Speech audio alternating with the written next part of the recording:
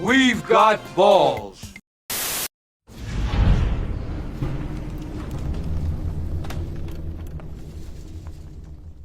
From a young age, Bill Wade was born to be a Commodore. Born in Nashville, his father W.J. Wade was the captain of Vanderbilt's undefeated 1921 team.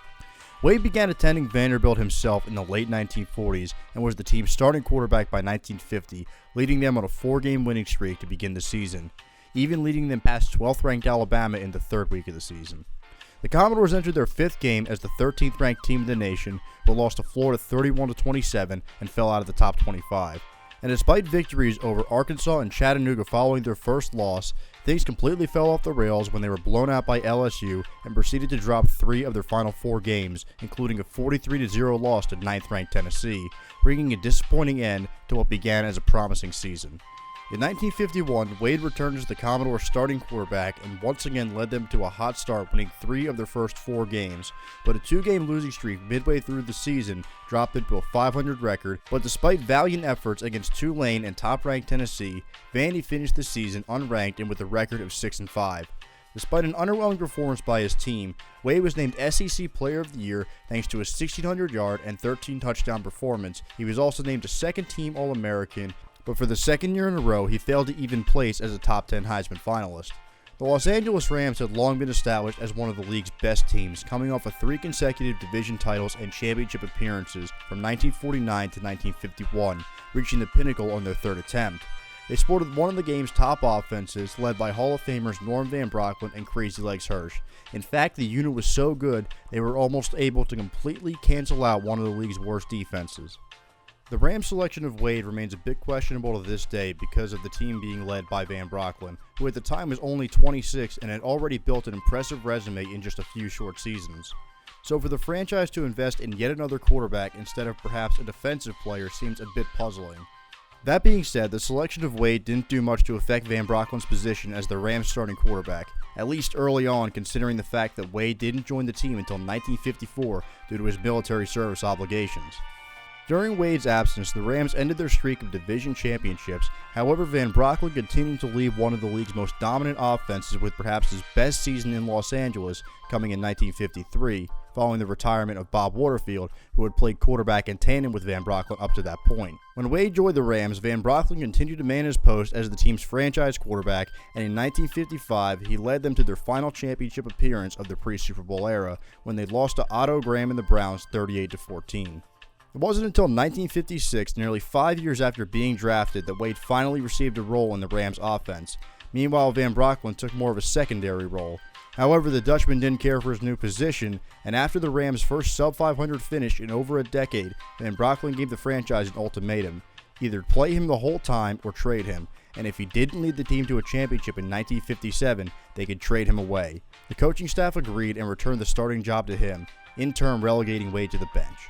And that season, despite finishing with one of the top offenses in the league once again, Van Brocklin and the Rams finished 4th in their division with a record of 6-6, and unable to make good on his promise to the coaching staff, Van Brocklin unceremoniously retired at the conclusion of the season, in part due to differences with head coach Sid Gilman. However, he came out of retirement 5 months later when Los Angeles reached a deal with the Philadelphia Eagles to send their aging star quarterback east in exchange for 2 players and the Eagles' 1959 first-round pick.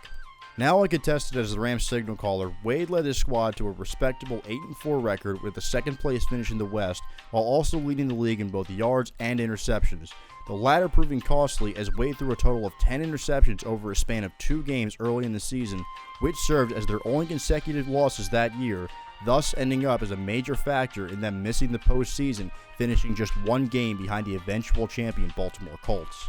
As for Van Brocklin, despite his best efforts, his first season in Philadelphia was an abject failure as the Eagles finished last in the East with a record of 2-9-1, and to make matters worse, the Rams owned their number 1 overall pick, which was valued at 2nd overall that year. This turned out to be 10-year veteran and 3-time Pro Bowler running back Dick Bass. So with 2 new first-round picks and the majority of their skill position players returning, the Rams were expected to compete for their first championship in nearly a decade. And even though they gained the 2nd most yards in the league that year, the Rams failed to find the end zone on a consistent basis with the 9th best scoring offense in the league, with 5 of their losses coming in just 1-score games. They finished with a record of 2-10, their worst season since their first year in the league in 1937. Wade, on the other hand, didn't play too bad, as the majority of his depressed statistical output came due to the fact that Coach Gilman had re-implemented the platoon system at quarterback, and he was now trading snaps with the 23-year-old Frank Ryan, who, fun fact, is the only quarterback not named Otto Graham to ever lead the Browns to a championship. The following season, after 5 years as the Rams head coach, Sid Gilman had jumped ship in order to take over as the head coach of the Chargers of the newly formed AFL, and in stepped former Rams QB Bob Waterfield at the helm. And within only one season, the Rams went from second in yards gained to 10th. Meanwhile, Wade's passing yards were nearly cut in half to just under 1,300 after losing about 80 attempts from the previous season. Following his diminished role and the realization that he was on a sinking ship in Los Angeles, Wade requested a trade to the Bears due to their stability at the ownership level, and Wade, along with a pair of his teammates, were sent to Chicago in exchange for 2 players, including Zeke Bartowski and a draft pick.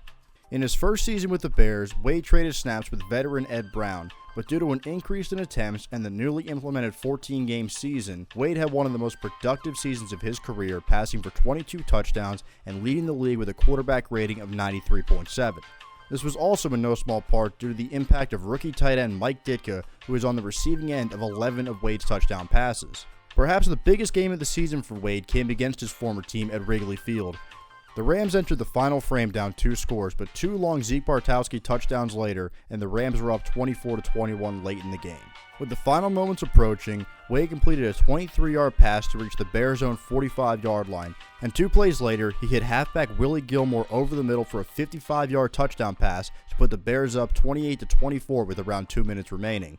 Chicago went on to hold the lead to give Wade his 3rd comeback win of the season and his 2nd victory over his former team that year. Nearly a year later, Wade led the Bears on an equally impressive win over the Dallas Cowboys at the Cotton Bowl. To open the scoring in the final frame, Wade ran the ball across the plane for a 1-yard score in order to bring his squad within 2, but Dallas answered back with a 73-yard touchdown run from rookie running back Amos Bullock. With the Cowboys once again up by 9, Wade once again marched his team down the field to complete a 45-yard touchdown pass to Johnny Morris to bring the Bears back within 2. And for his final act, with time running out, Wade led his team once again down the field in order to put them within field goal range for kicker Roger Leclerc to split the uprights from 15 yards out in order to give the Bears a 34-33 victory. In total, Wade was responsible for 3 touchdowns, and he passed for a career-high 466 yards, only 2 shy of the team record set in 1949 by Johnny Lujic, which still stands to this day. Through 2 seasons, Wade had led the Bears to a pair of third-place finishes with records above 500, but throughout his entire career, Wade had yet to lead a team to the postseason, much less a division title, and entering his age 33 season in 1963, time was running out. Now, I could tell you that Wade's 10th season as a pro was his finest hour statistically, but in reality, every single one of his stats dropped in value. But at least on the bright side, that does include interceptions. It was pretty clear at this point that he was a game manager, but luckily for him, the Bears sported one of the best defenses in the league, led of course by Hall of Famers Bill George and Doug Atkins, as well as a myriad of all-pros. The unit had allowed an average of 226 yards per game and an astonishing 10.3 points per game. So led by their steady veteran quarterback and immovable defense, the Bears kicked off their season with a 5-game winning streak and finished the season in first place with a record of 11-1-2, winning the West by just a half game over the rival Packers for their first playoff berth in 7 years. In the 1963 NFL Championship, the Bears faced off against the 11-3 Eastern Division champion New York Giants, who were led by reigning MVP Y.A. Tittle and the game's top offense. Things got off to a less than stellar start for the Bears, as Wade fumbled away the ball in Bears territory midway through the first quarter. New York subsequently opened up the scoring with a 14-yard connection from Tittle to Frank Gifford. When the Bears got the ball back, they once again failed to gain any meaningful yardage, and the Giants began driving once again. And just when all signs began to point to an early 2-touchdown lead for New York, an unlikely hero emerged for the Bears in linebacker Larry Morris, who seemingly changed the entire course of the game in just 2 plays. The first came when he ended the drive in question by jumping a screen pass and returning the ball 61 yards for the Bears' first touchdown to tie the game at 7 to end the first quarter. Morris' second impact play came when his helmet collided with the knee of Tittle in the second quarter, which noticeably hobbled the star quarterback for the remainder of the game.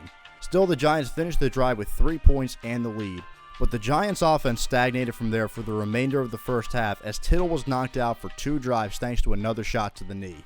The Giants quarterback returned after halftime, but he was pumped full of Novocaine and heavily bandaged, forcing him to throw off his back foot for the remainder of the game.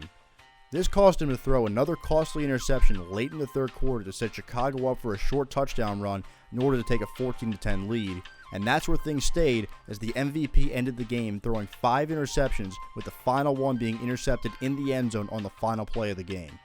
The Bears were world champions after winning a game that was very much indicative of their season, as the defense did the heavy lifting and the offense capitalized on the opportunities presented to them. Over the next 3 seasons, Wade's role continued to decline, ending in his retirement following the 1966 season.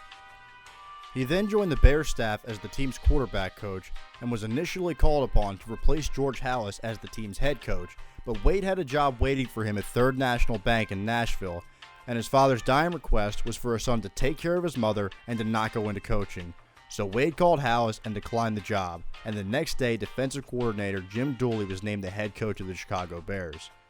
Post-football life wasn't always glamorous for Wade, as he worked at a bank during the week and evangelized on the weekends. Things became difficult for Wade in the early 80s when his son passed away of a drug overdose at the age of 28 and his marriage of 32 years ended. A few years later, Wade was able to pick up the pieces and ended up remarrying. The former star's final years were a sad state of affairs, as he began to suffer from dementia in his 70s, had bypass surgery, and went blind due to glaucoma in 2004. He also ended up in a wheelchair due to neuropathy, and he spent his final 8 years of his life in a nursing home. He passed away in 2011 at the age of 85, and his brain was never tested for CTE. And that's the story of a man who had a quietly prosperous career and remains one of the great signal callers in the history of the Chicago Bears.